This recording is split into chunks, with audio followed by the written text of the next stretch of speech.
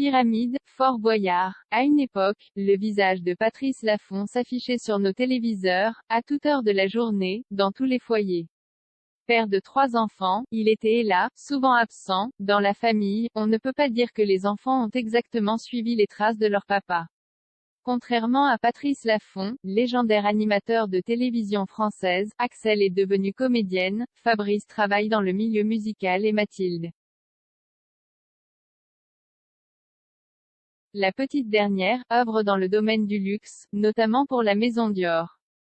Il faut dire qu'en animant des émissions telles que Pyramide, des chiffres et des lettres au Fort Boyard, l'homme de télé a eu peu de temps à accorder aux siens, et il le regrette parfois. J'étais très pris, la situation a été assez différente entre ce que Jay était pour Fabrice et Axel et pour Mathilde, qui ont une grande différence d'âge, explique l'ancien chroniqueur de TPMP dans le podcast Parents d'abord de Télé Loisirs. Disons que j'étais en plein début de carrière télé et que je ne pensais, je l'avoue, quoi cela. J'étais très pris, je ne les ai pas éduqués vraiment. Mais par contre, j'étais un papa joyeux, aimant et amuseur. C'est vrai, je ne me suis pas du tout intéressé à leurs études et je n'ai pas été strict du tout. Je pense que je n'étais pas un papa terrible à cette époque-là, je n'ai pas été un père présent et attentionné, il s'est peut-être concentré sur sa carrière, mais sa carrière ne le lui a pas rendu. Sa retraite s'élève à 3 500 € par mois mais, et là, Patrice Laffont estime cette somme trop basse pour son train de vie, il assure mériter 10 000 € mensuels.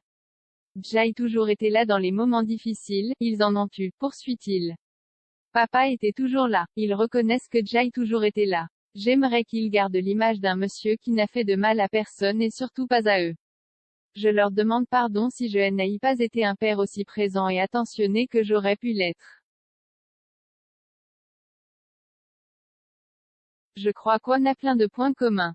On joue beaucoup, j'étais présentateur de jeux et dans la vie, on joue à plein de jeux, ça nous réunit.